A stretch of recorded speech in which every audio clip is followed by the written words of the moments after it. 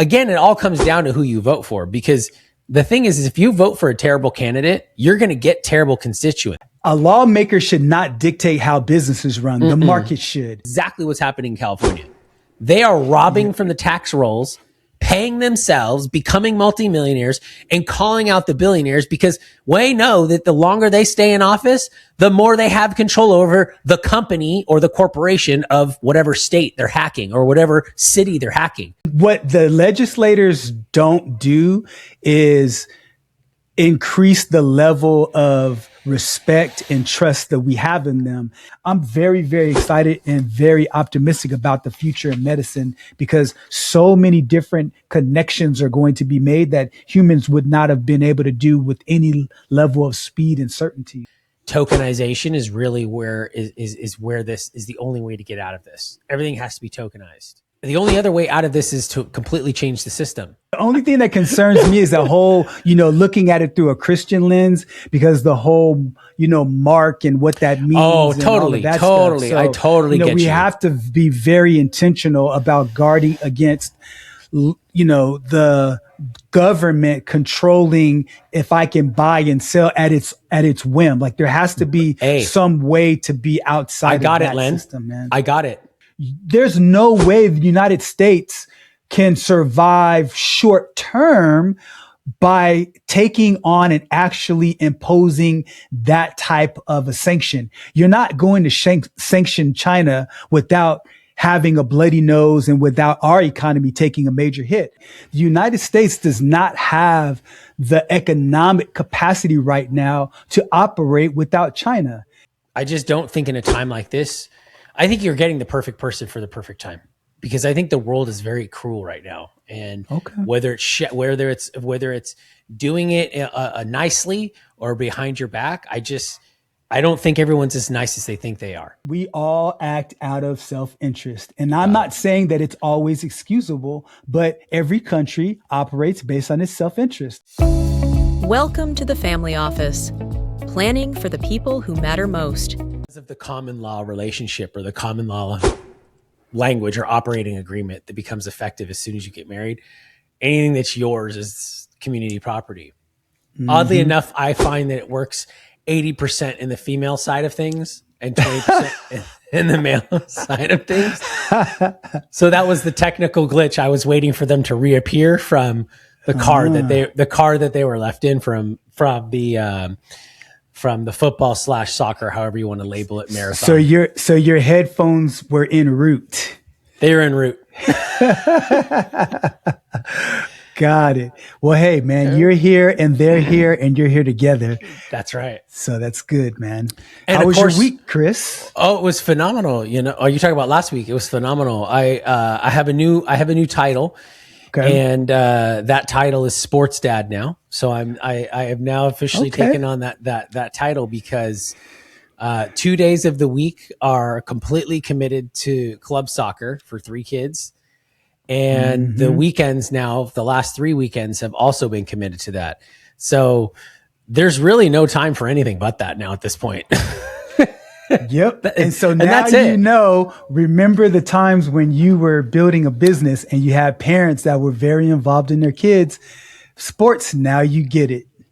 Oh, yeah, for sure. There's no doubt there's no doubt about it. And I've been doing this now for 2 weeks, and training starts at 5:30 for one kid, and then it starts at 7 or something for the other kids. So you're literally there from 5 o'clock until 9:30, 10 o'clock. It's a part-time job. Tuesdays and Thursdays. Yeah. And then they had their first tournament. One of the kids, because they go in leagues by age. One of the kids had their first tournament this week, and it was 2 days. It was Saturday and Sunday. Gotta love it. Yeah, we went through that with with travel basketball. So I totally get it. Then. Yeah. Oh yeah, absolutely. Absolutely. I didn't know you did that. I didn't know. Well, Tasha took a bulk of the weight, because they were in San Diego area, Arizona, Nevada, all over the West Coast. Stop saying out of state. Stop saying out of state stuff right now, please. Stop that. I'm sorry, man. Stop that. It depends on how committed you want to be to seeing them have fun and prosper. Because if you get into the club sports and they get serious about it, they have tournaments out of the state. And so you've got that to worry about. But hey, man, don't worry about that yet. Right now, talking about California, we've got a lot going on here. We do have a lot going on. So we could talk about too many of the things, and that would probably take up the entire time. So I want to cherry pick two. One is the conflict between Khanna and Mark Cuban. And the other one is Ashley Zavala and the article you sent me about the whole tire regulation. So let's start with her, and then let's finish with Mark Cuban and Khanna, since they're more famous. So you want to start with Mark Cuban and Khanna? I want to start with Ashley Zavala and the whole tire thing. I want to get your opinion about it, because obviously living in a capitalistic society and a capitalistic economy in the United States in particular, people like this who tries to champion legislation under the guise of helping out the American citizen is absolutely ridiculous to me, but I'm sure this is one of the topics we'll agree upon. I don't know how long that's going to last, but let's start off on the good foot, man. What's your take? We're talking about specifically the tire stuff first, right? That Correct. lunacy? Okay. Yeah. The thing that is the most disturbing to me, and I think I might have alluded to this to you last time we spoke about this, is that when you watch the interview and you're watching them talk to the actual legislator, the person or people or whatever, she probably, I don't want to say that. I'm going to be nice. You said good foot, so I'm going to be nice. When you're watching that interview and you see this, this older lady, I'm trying to be nice, but I don't want to be nice, but I'm being nice, Len. You see this woman and she's clearly older. And she's clearly has big bags under her eyes. Like you could see the edema, like the puffiness under her eyes and everything. And you can clearly see that she's older. Like, I don't mean older, Len, like she's older. And like older to the fact that if you put her on screen with both of us, you go, dang, whose great grandmother was on there? And that's no insult to her. I hope I make it to be as old as she is, because she seems very old to me. But you look at it, and that's the most alarming thing to me is that nobody, I can guarantee you that 99.9% of the voters or the voter registration or whoever, I could even probably tell you 99.9% of the people who are informed don't even know who this woman is. And this is the woman that's actually making this stuff happen. Like, that is absolutely crazy to me because, number one, she has no idea. She can't possibly have any idea about what's going on currently today. She's just too old. How can she possibly relate to the street, to the market? How? And she's signing this BS legislation about tires in California to save money. Like, can we focus on different things here? We can regulate tires, but we can't regulate high-speed rail getting built in a timely fashion. I just don't it's going to be good. And she's appointed by Governor Newsom. So again, it all comes down to who you vote for, because the thing is if you vote for a terrible candidate, you're going to get terrible constituents because Len, you were in leadership. If you are a phenomenal leader in any business, you can expect your best people to do half of what you do. And that's a trickle down effect. That's common in any hierarchy structure amongst human beings, right? It's always going to be that way. But when you hire bad managers, they're going to do twice as bad what you do. And then they see you being a lunatic, they're going to be absolute insane lunatics. And that's what you see here with this. I'll give some background for the audience. So the lady that Chris is referring to, her name is Ashley Zavala. The legislator. She's a legislator. Yeah. And it's about this California tire regulation. And she's been covering California's new replacement tire efficiency regulations. And so here are some of the specifics. So California Energy Commission approved the rules in August of this year. And the rules begin taking effect in 2029. And it mainly applies to passenger cars and light trucks. So here's the specifics of it. So California is replacing tires sold in California that will have to meet minimum rolling resistance energy efficiency standards. And so essentially what their argument is that it's going to potentially increase mileage in your gasoline. It's going to increase the EV range, and it's going to reduce fuel cost, and it's also going to reduce emissions. That is the energy and the impetus behind the legislation. So while I disagree with some of your sentiments about how you expressed about that lady, but I do 100% agree with you about the bigger picture, which is this. A legislative person should not be able to dictate the type of activities that the type of activity that people should be able to, that activity that business owners should be able to have. So if I'm a business owner and I have tires, and I'm selling tires, then what's ending up happening is that there's going to be some of my tires I can't sell in California just because of that. And that's not cool. And I have an issue with that in a big way. Well, number one, it just keeps making the meme statement or the cliche statement that it's communist California even more true. I mean, you directly have a government agency telling you what you can sell and what you can buy. Right, and it has no clear agenda other than for your safety. Whatever you hear for your safety or clean air, it's a bunch of crock. I mean, that's like the stuff that they used to tell you to eat rather than butter. It's that. It's the crock, right? Like it's that bad of a product that it's a crock of you know what. And that's the sad reality is that it's further going into that direction. So now you completely disrupt a business and everyone's lives because you think in your ultralistic mind that your legislation is going to be right. And then she says, well, what if the math's wrong? And she goes, oh, we think we have it pretty good. Give me a freaking break. You can't even forecast anything in California. How do you know you have the math right on that complex? Albert Einstein with Claude couldn't figure out the theory of relativity and how to build, God bless you, build a spacecraft to go past the speed of light. Yet alone figure out how do we even know the math? Are you kidding me right now? 100 billion vehicles at whatever the quantum physics rotation and friction on this given heat on this pavement. And God knows every piece of pavement in California is completely different because the roads are terrible anyways. And what about the fact that tire is probably not even going to last its lifetime anyways, because they're going to get a bubble or a flat because the roads suck. So really it's all blown to crap anyways, because you're going to end up buying more tires than you're going to use them out till anyways. So yeah. And to me, the big picture is that a lawmaker should not dictate how businesses run. The market should. Yes. The market should determine, look, if I get better gas mileage because I buy a certain type of tire, then it's my decision to go buy that tire. If I like a low profile tire that happens to get less gas mileage, well, that's up to me. And so if I want to have an EV car and not have to pay for gas at all, that's up to me as the consumer.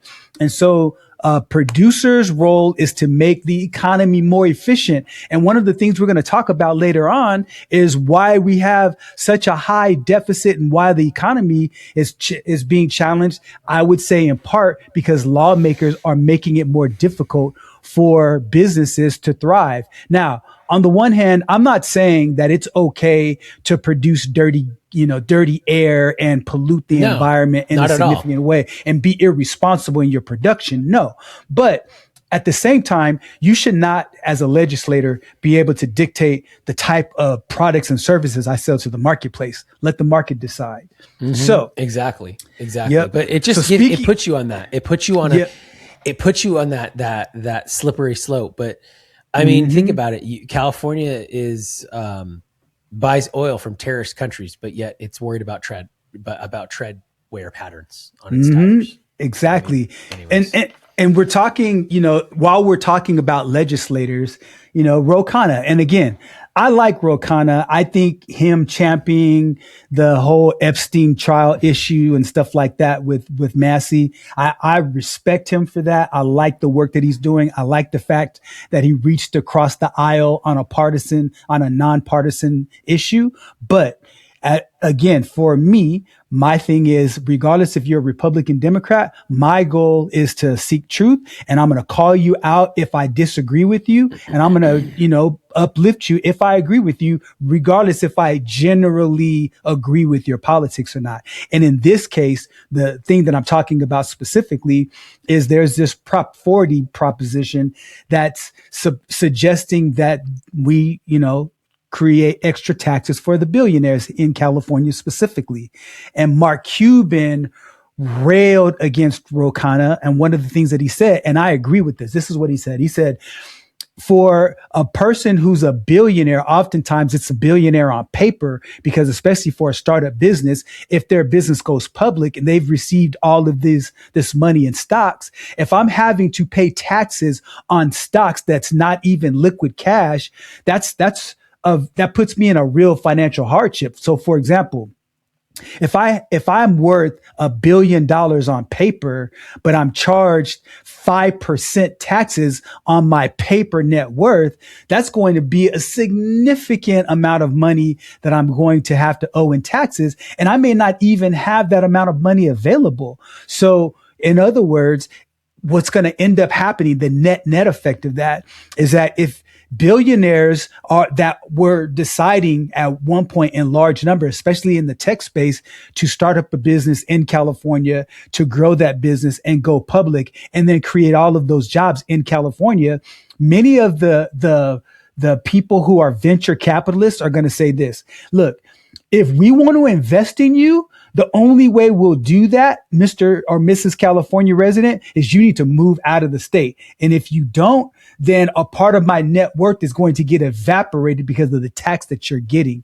And I disagree with Khanna's entire approach to this idea with billionaire tax. And the last thing that I'll say is this: it's unfair to people who are so busy that don't have an opportunity to read up on these issues because they're working and trying to provide and protect their families. Because most of them will say, look, well, tax the billionaire, it doesn't really impact me. But the reality is that it does impact all of us, because you disincentivize the billionaire from being creative, and you disincentivize them for creating jobs for people who live here in California. So, I wanted to get a sense of how you felt about that whole back and forth and what your thoughts were.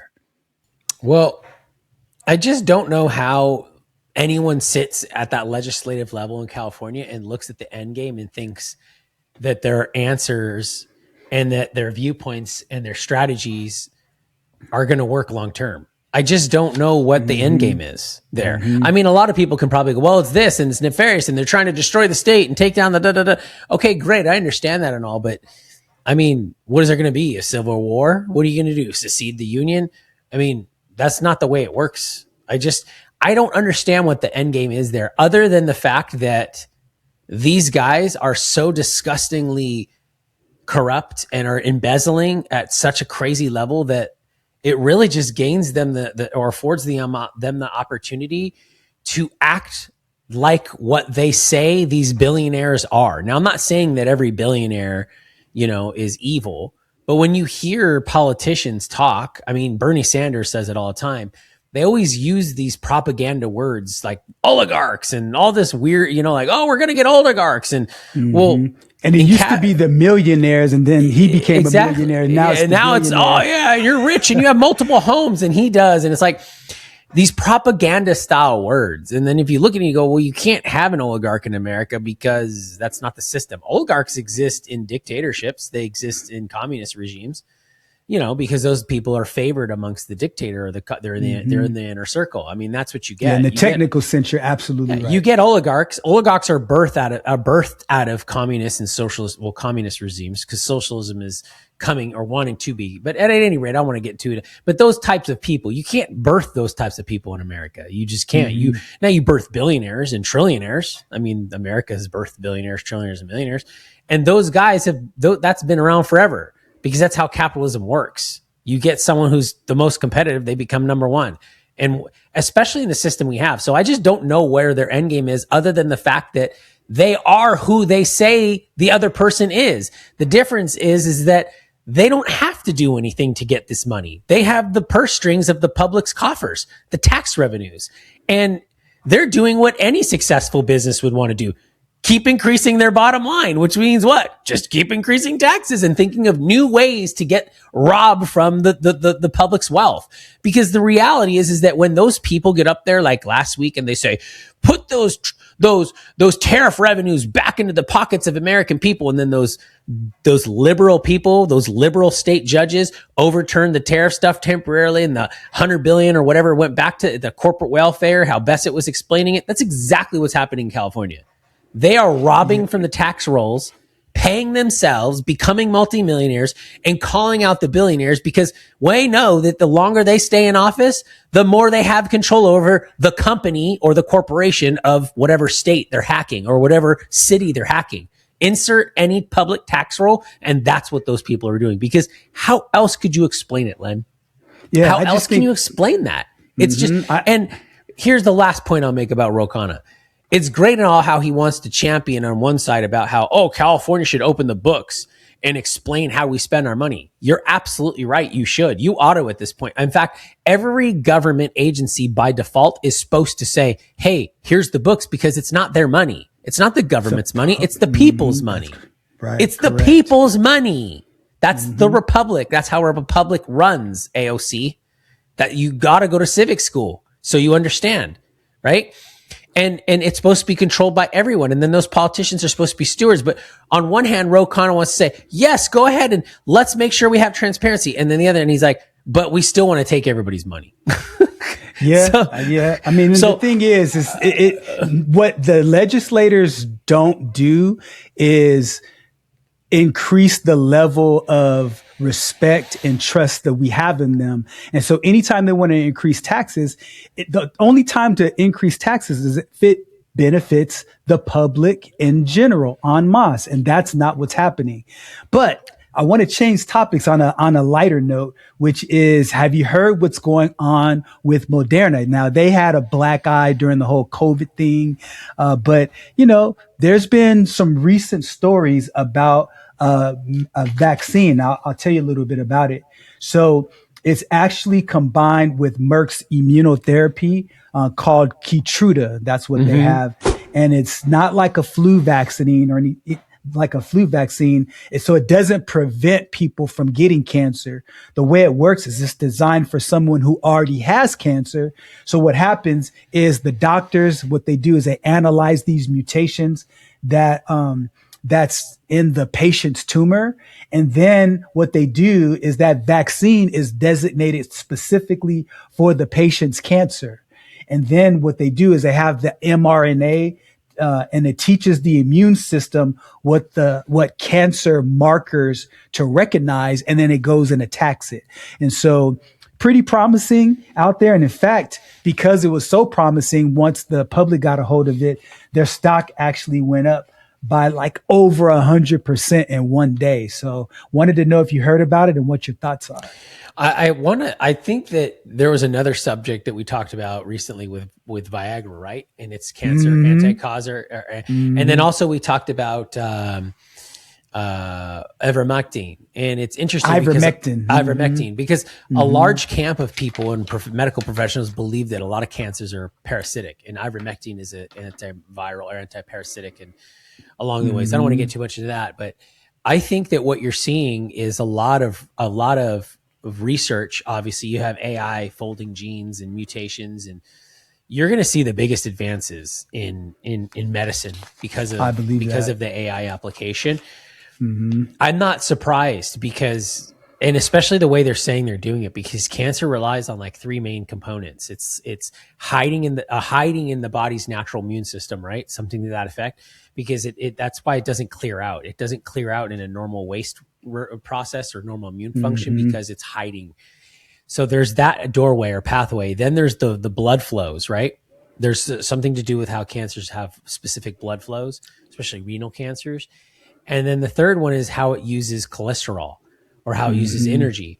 So it would make sense to me that something glucose to this as well. Yeah, sugars, energy. So it would make sense to me how this works, because if you can do what PDE5 inhibitors, which is the Viagra thing, or whatever this does, and evidently it's this vaccine is doing something where, and to see that type of stock, that's the market only predicts the future, right? The market's predicting the future. So if you get 110% rise on something like that, someone did some diligence.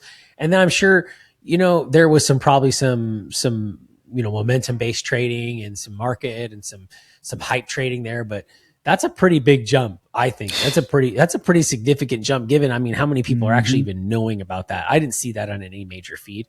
You would have to actually be on some type of aggregate to get that type of news, I would think, because it wasn't a headline news.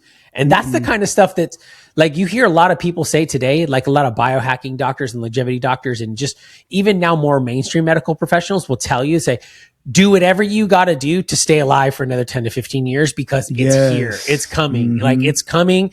And you're going to see a lot of therapy and curation, not even just therapy, but a lot of curative stuff that's going to happen. And again, this is what they say. Now, it could be flying cars and stuff like that, but when you think about how AI works, and then what's been hindering, the advancement in medical science, you kind of look at that and go, oh yeah, that's the cornerstone to unlock the next level in that. I agree. Yeah, because if you think about medication, just the field of medicine overall, I'm certainly not an expert, but when you think about it from like for me, I'm an expert in research and triangulating data and looking at large amounts of data and summarizing it. And if you can think about AI, it can do what humans could do at an exponentially faster rate on an exponentially larger rate. And so all of the medications that, and all of the symptoms and all of the different diseases that are there, I can take all of this information and start making all of these combinations and permutations to look at different ways that we would have not even considered even 5 years ago. And so, just like you said before, I believe in the next 10 years, because think about it.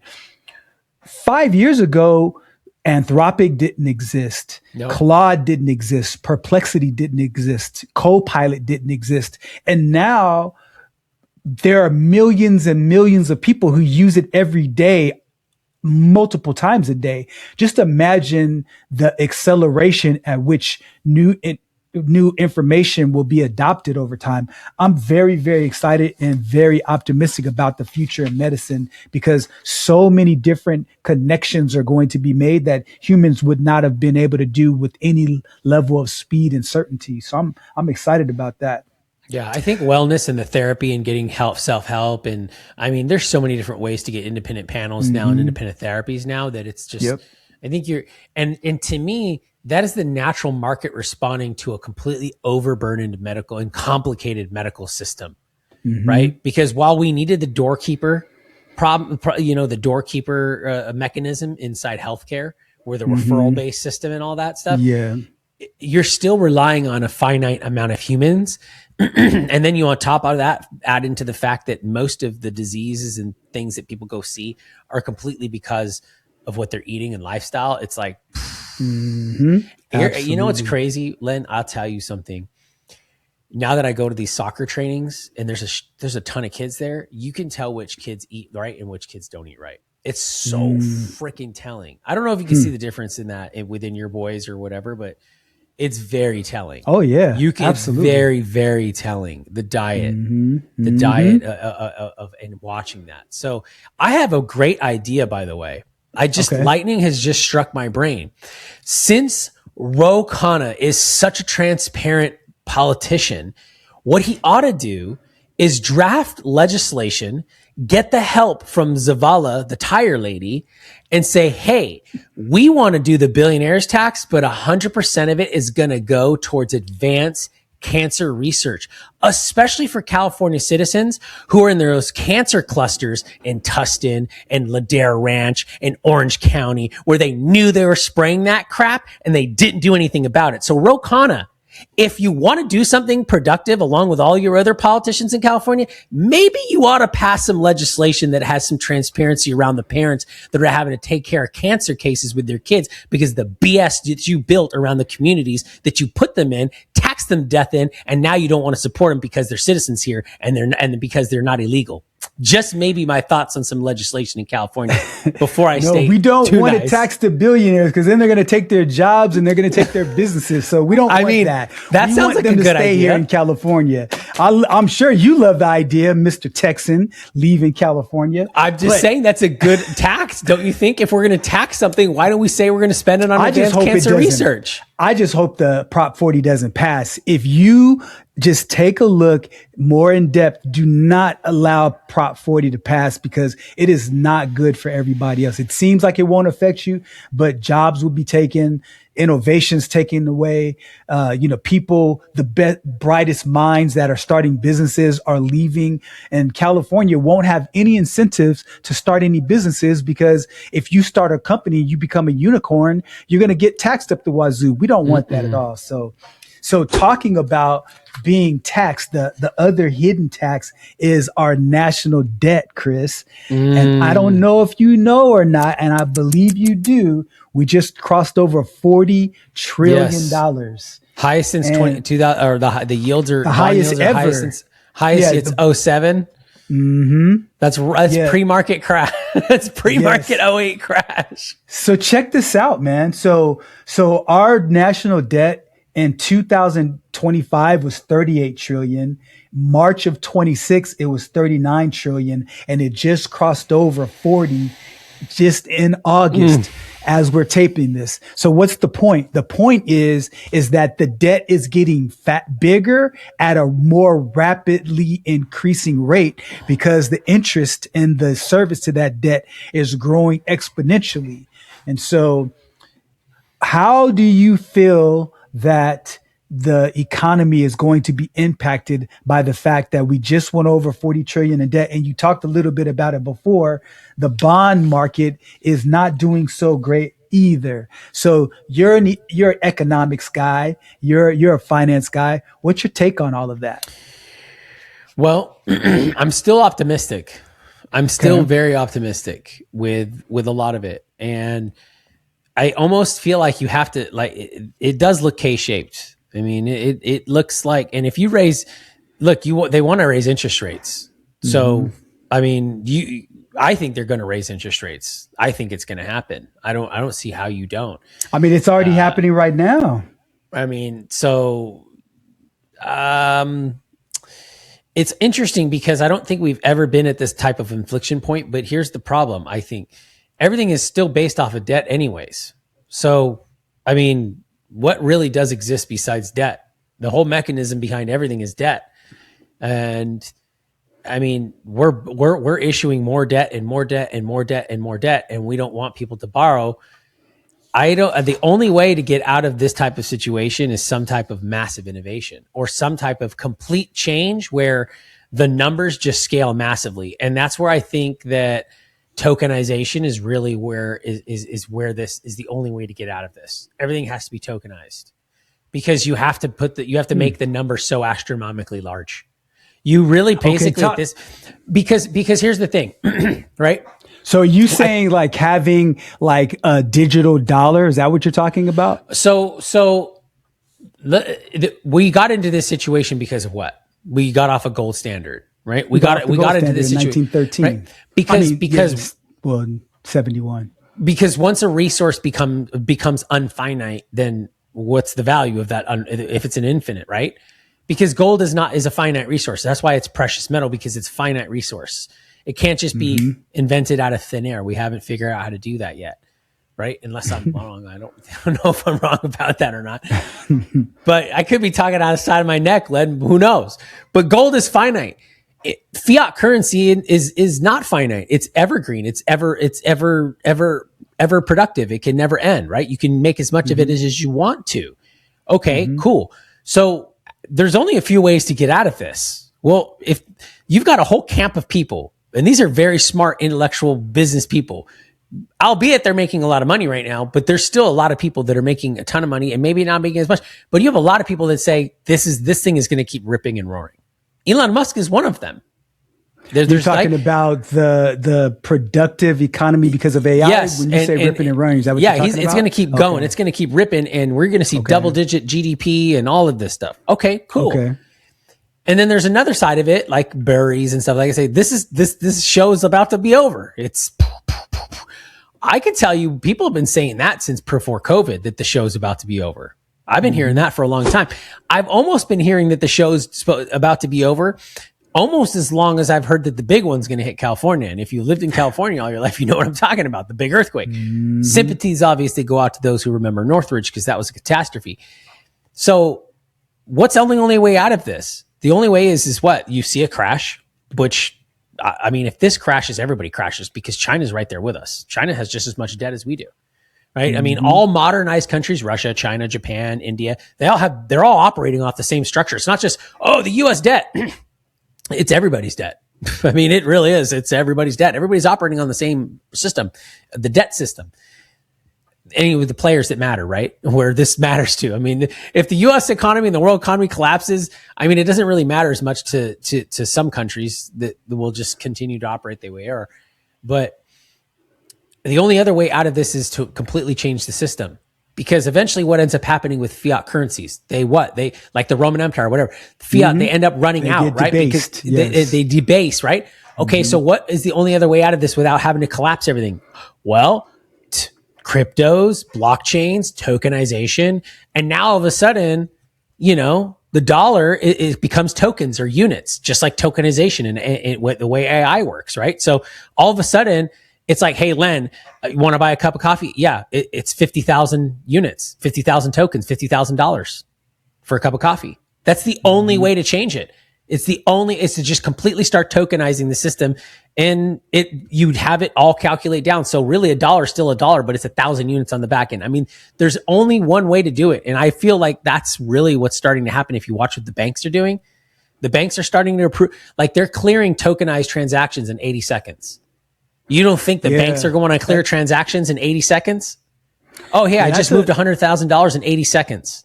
You want to do that? I'd want to do that as a business owner, wouldn't you? Yeah, you bring up an interesting point because there is some merit to tokenization. I'll tell you the issues that I have with the idea first, and then I'll tell you the merits. So I can tell you the number one issue I have is cashless. That's the only biggest issue I have is a cashless transaction, because how do you maintain complete sovereignty over your spending? Right, exactly. So my first concern is one, the gas fees that are associated with it, and the lack of it's not a fast process, so it's not efficient yet. And so I think that will increase and improve over time. And I would say the other issue that I have is I don't want to have to spend money to spend money. And so but I also understand in order for the interactions to happen, just like Visa and MasterCard, you have to incur some type of expense. But I think the only way to really make that work or worth my while, or make it worth our while as a world, is that we have to have some types of incentives as it relates to doing those types of transactions. I would say the biggest issue I had is what you talked about, which is the sovereignty I have over my own money. Now, if I have some type of cold wallet technology, that allows me to transact regardless of where I am in the world. Because even right now, I can't just jump on a plane right now with $100 million and go from one place to another. They'll know. Exactly. So there is some limitations to that idea of sovereignty, even if it's digital. But the benefits in my estimation is that, one, you can have a ledger that makes every transaction, you can go back and look at the record if there's a way to do it quickly. And then the other part is that it's completely what we call fungible, where you can break down every unit. So you can control the amount of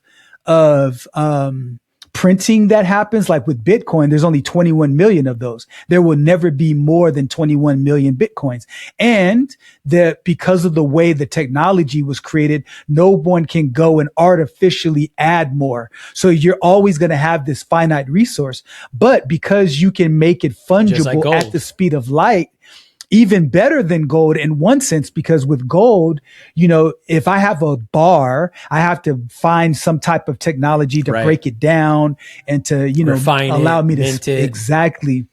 Whereas in a digital way, I can do it instantly as long as the technological infrastructure is there for me to transact with any level of efficiency. So I think you have something. I didn't really think about that idea, but as I process what you're saying, the idea of having some type of digital currency will take out some of the human nature of things, because, you talked before about the Roman Empire and the different empires that used certain metals. They would take the gold and silver and put copper and zinc and all of these other cheap materials to debase the currency to make it less in value. And so, but with digital currency done properly, there's always going to be hackers and things like that. So of course that's a concern, but if we can find ways to create this firewall and to have a fail-safe mechanism, I think you're onto something with the idea of digital currency, because go ahead.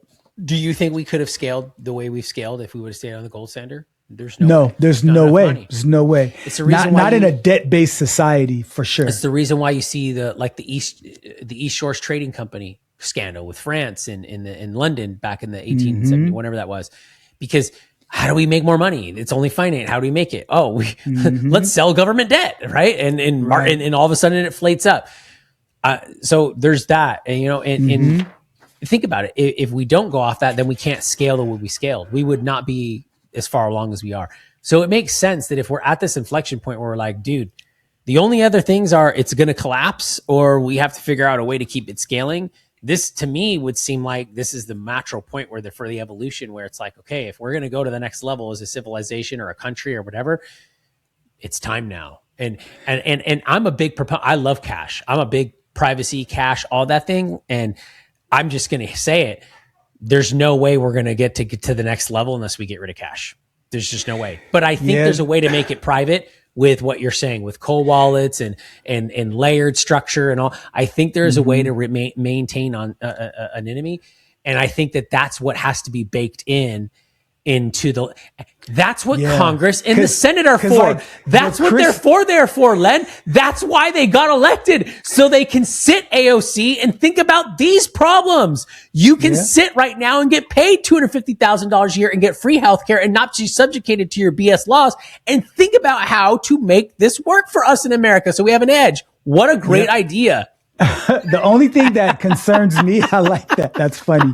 The only thing that concerns me is the whole, looking at it through a Christian lens, because the whole, mark and what that means. Oh, totally. So, I totally get you. We have to be very intentional about guarding against, the government controlling if I can buy and sell at its whim. Like there has to be some way to be outside of that system, man. I got it. You'll carry around like a little fanny pack, and you can 3D print your tokens like poker chips.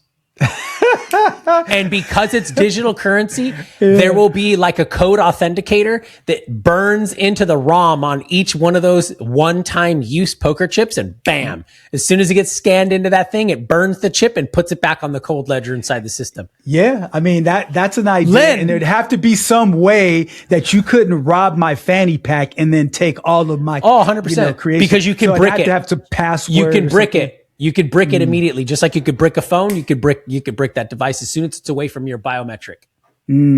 That's good. Man, we're soaring mentally today. There we go, man. So on the next episode of Master Geniuses in Business, we have Chris and Len. What did you guys? We came up with the personal hard currency tokenization wallet system. Right. We call it PCOM. Oh, really? That's great. Yeah, what do you guys worth today? $2 trillion. Man, if only there were no big gap between idea and execution, right? We'd be trillionaires right now. That'd take the fun out of it because everybody would be admission to everybody. They wouldn't be members only anymore at that point. You're absolutely right. That's very, very true. You know what though? Coming back to something that, since we're talking about privacy, I forgot to take the pictures of it, but I have found the flock of flocks in my area, by the way. I have found the flock of flocks, if that makes any sense. That makes no sense to me. I found a flock of flock cameras. Oh, the cameras. I found a flock of them. I found a flock of flocks. Did you really? Yes, I did. It's very troubling. It's very troubling. Man. So if you don't know what he's talking about, go back and look at one of our episodes. We talked about the flock machine, which is a camera that can identify your car, make, model, and your goings and comings in different regions. So, Chris, what? Are you serious? I have not seen one with my own personal eyes. So much to the point that it prompted an hour debate or conversation, I should say, inside the car in the parking lot at 105 degrees. Just going, we seen it and we went, there it is. And then another one, I went, there's another one. And I went, whoa, there's a flock of flocks here. And yes, you ought to go look it up and you ought to go tell your commission or your township or whatever that you don't want that crap, because that is such a freaking surveillance state invasion of privacy BS crap. And I was like, at the beginning, I was like, whatever. And I'm like, wait a minute, for your safety? No, BS. This is absolute crap. And if you are in an area that has them, do your civic duty and go to your city council meeting or whatever and protest against the use of these things, because this thing, it is BS. It's such an invasion of privacy, because you are 100%. Guilty no matter what now. You are guilty and profiled 100% of the time when those things are on you.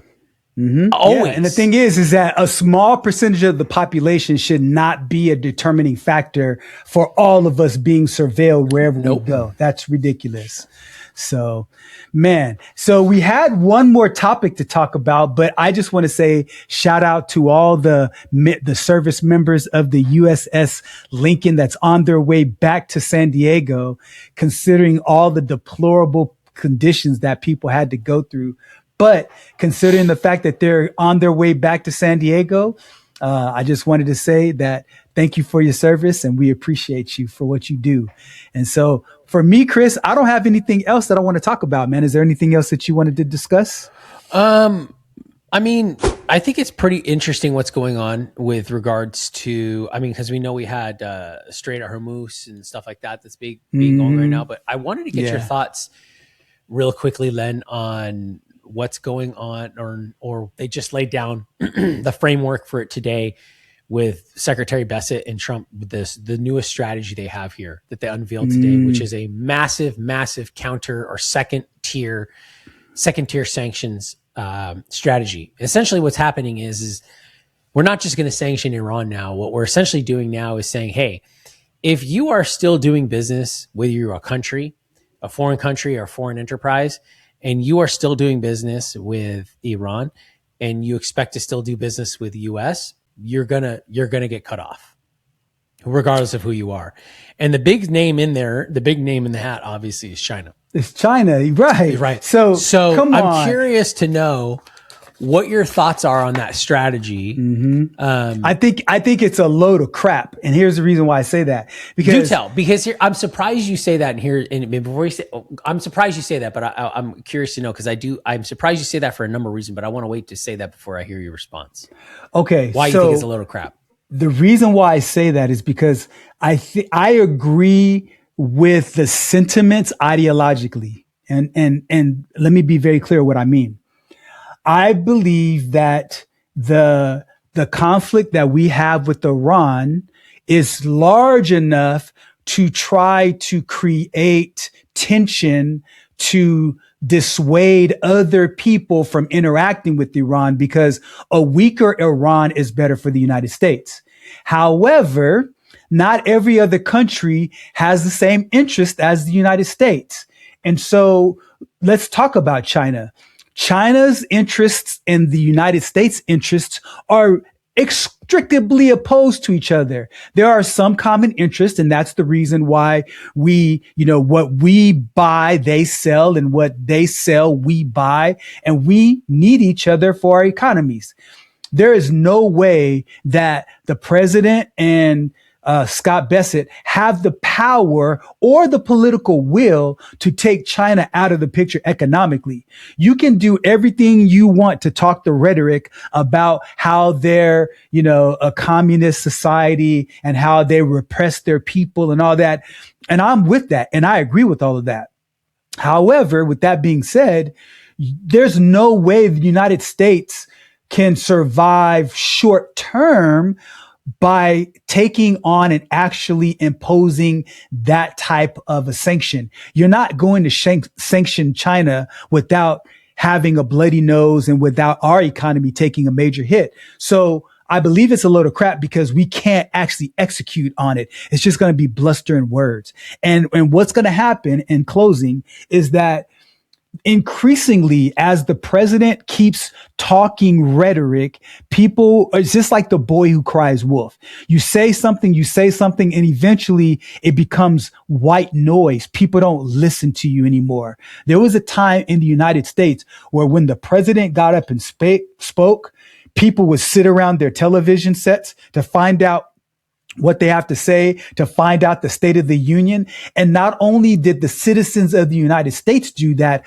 other countries were on notice because the president was speaking and their words mattered. And in this case, mark my word, Chris, because we have not even settled our DoorDash bet. There is no possible way the United States is going to enact any sanctions of consequence that's going to impact China whatsoever. I would think that you'd be more for it, considering you're a diplomacy guy. Because isn't this diplomacy? Isn't this action with diplomacy? Like, don't you look at this and go, oh, okay, we're going to continue to increase sanctions and not bomb the crap out of them anymore because that's not working. Or maybe it did work because we disabled what we need to disable. But don't you think that this is exactly what everyone else would have done anyways? Which is nobody else would have been as strict with threatening that level of sanctions. But it's still to the point where, isn't it like, hey, they're imposing more diplomatic means to make a means to an end here. And doesn't that really like fall under the guise of like, hey, if you're doing business with one person, you're denouncing all their actions and you're an ally, don't you think you should stop doing that? I mean, to me, it just makes sense if everyone's going to get on this. And here's what's shocking though about it. The UAE, I think, just agreed or just cut off all trade with Iran, I think. One of those Middle Eastern countries just completely cut off. That makes sense to me. That makes sense because their interests are aligned with not doing business with them directly. The United States does not have the economic capacity right now to operate without China. And so imposing those types of sanctions, I don't look at it as diplomacy. No, absolutely not. Really? The amount of you don't think the United States can operate without China? Oh, wait a minute. I think it's the other way around. Brother, how does that work? No, it's both. We both need each other.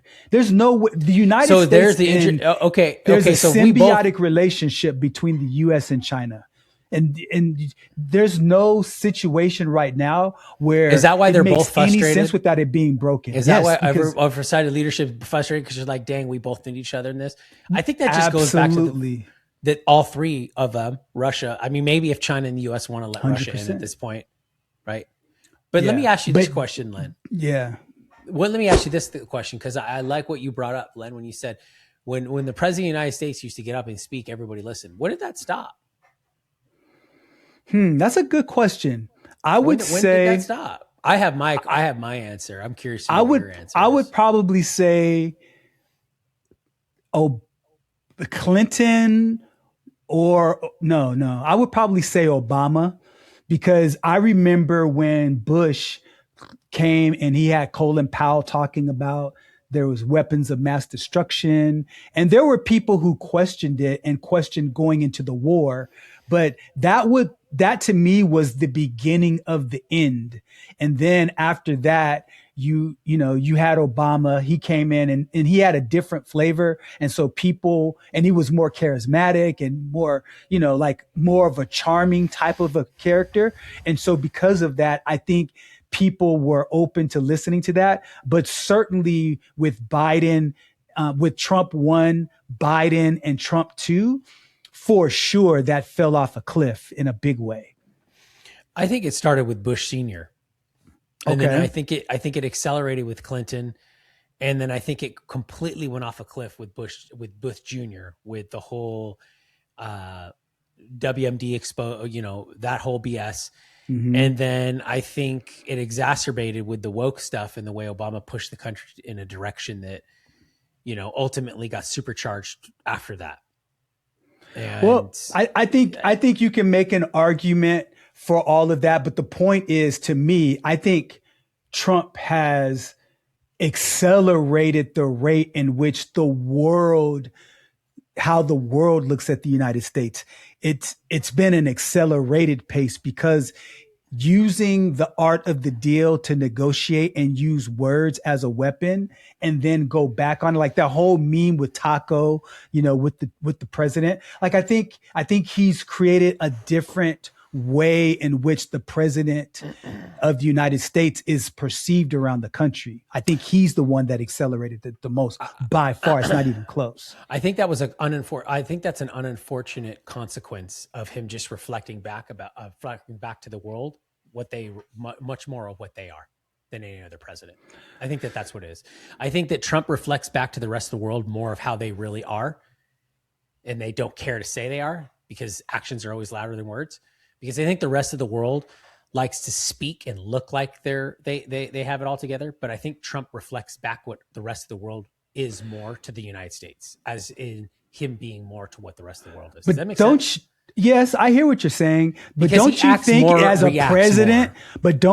as a president, you should be a person who's very intentional about what you say and following it up with corresponding action?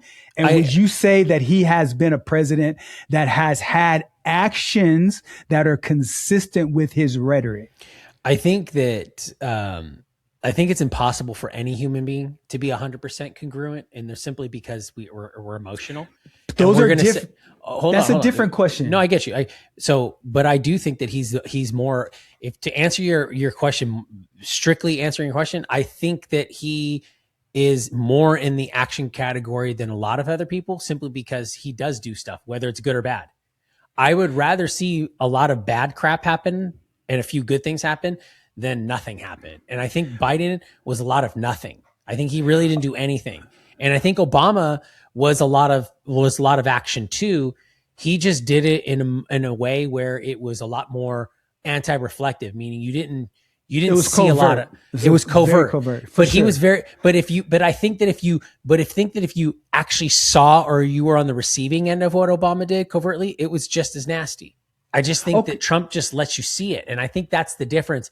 Look, we're human beings. And I think that we don't like to see how sausage is made. We don't like to see how a lot of things are made. Look, I guarantee you that if a lot of us saw the way a lot of the things are done to make our lives be the way they are right now, we would be aghast by it. But I don't disagree with that, Chris. But like, when you have a president that says, I'm going to bomb your country into the Stone Ages, when he says that, he makes these comments, and then he says one thing, and then he backs up, and then he doesn't do it. We're gonna tariff, every country in the world 150%. And then he turns back, and then he doesn't do it. Then he says, we're going to go and annex Greenland and make them the 51st country. Or we're going to go and take over Canada and make them the 51st state. And then we're going to turn the Strait of Hormuz into the Strait of America. And he says all of these things over and over and over. And at some point in time, you can't take the guy seriously.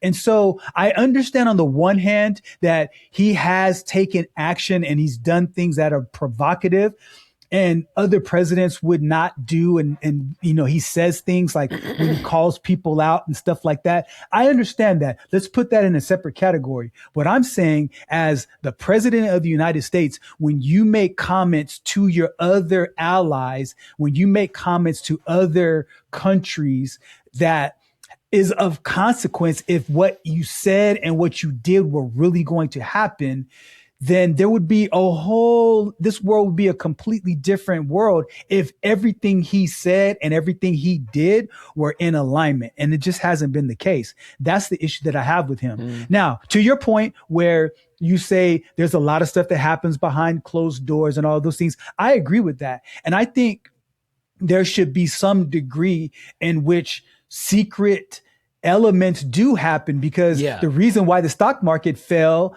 and one of the major reasons why the Great Depression took place is because everybody went to the bank to go get their money. If everybody acted with mass hysteria based on misinformation or based on just their own emotional whims, we don't have a stable country. And so I think things it's human beings, it's the masses. You're going to have a herd mentality when panic 100%. Sets in. So because of that, some things are best kept secret.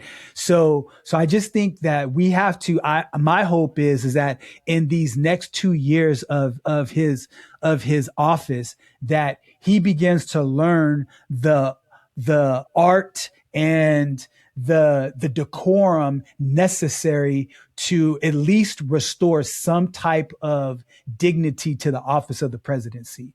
I don't think that's going to happen, but you can always keep hope alive, as Jesse Jackson would say. Rest his soul. I just don't think you're ever going to get somebody that's going to be. I just don't think in a time like this. I think you're getting the perfect person for the perfect time, because I think the world is very cruel right now. And whether it's doing it nicely or behind your back, I don't think everyone's as nice as they think they are. And everyone wants to talk about Trump, but we forget that Russia's still bombing the shit out of Ukraine. I mean, we haven't forgotten about that. We haven't forgotten about all those different things. So we could say what we want to say about Trump, but Trump is bombing the crap out of an innocent country just because they want to annex the territory. Everyone forgets about that. We forget about those things. But we're in America. That's what I'm talking about. I get that. But let's talk about decorums. We put someone like him, and how come the rest of the world's not championing to go and get this guy? Well, nobody thinks how come Congress and senators aren't saying that? In fact, our allies are still buying oil from him. Well, here's the reality. If Venezuela, or let's just call another country, if a non-nuclear powerful country, this is the reason. The only reason why the United States allows Putin to get away with it is because he has nuclear weaponry. I didn't say the United States. I said everyone else. The world. The decorum of all the other world leaders. How come those other leaders don't have decorum when they buy oil from a country that's bombing the crap out of someone that they say, oh, it's okay, we love you, and we're trying to help you? We all act out of self-interest. And I'm not saying that it's always excusable, but every country operates based on its self-interest. I just don't understand that. The United States does that as well. What? We buy oil from Russia? No. We operate out of our own interest. We buy lots of stuff from China. They're our biggest adversary. We do business with them every day, all day, more than anybody else. And so if we were to take that, but that would change immediately like this if they did something with Taiwan. I guarantee it. I'm telling you right now. I guarantee you, if they try to take over land like Russia's doing, we would do something immediately like that. Okay, only because Taiwan's a part of NATO, not because it's some altruistic approach that we're taking. But here's the thing: if this was happening to Poland, we'd be in there right now. It would have been done already. 100%. Because it's Ukraine, it's okay. And I'm against not a part of NATO. That's right, but I'm against the Ukraine thing. I'm totally against I don't want to give some more support to Ukraine. No, I think they've done. I think they've done great because they revolutionized the whole drone approach to warfare and all that stuff. They're changing the game as we speak right now. Because why? Ingenuity, situations that back you into a corner give you ingenuity. So I respect what they're doing over there. So. With that being said, Chris, man, it has been. Let's not keep going right now. Exactly.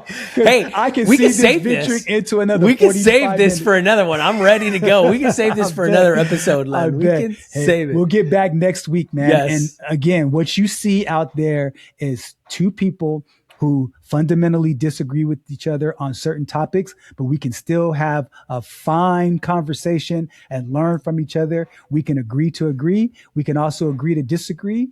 And at the end of the day, we can still go out and have lunch with each other and still respect each other. So with that being said, Chris, it's always enjoyable to have conversations with you. Until next week. See you, Len. Take care. Conversation has given you clarity on your next steps. Please share this episode with someone who's walking the same path. Don't forget to like and subscribe so you won't miss future episodes. And remember, planning ahead isn't just prudent, it's an act of care. Thanks for joining us, and we'll see you next time on The Family Office.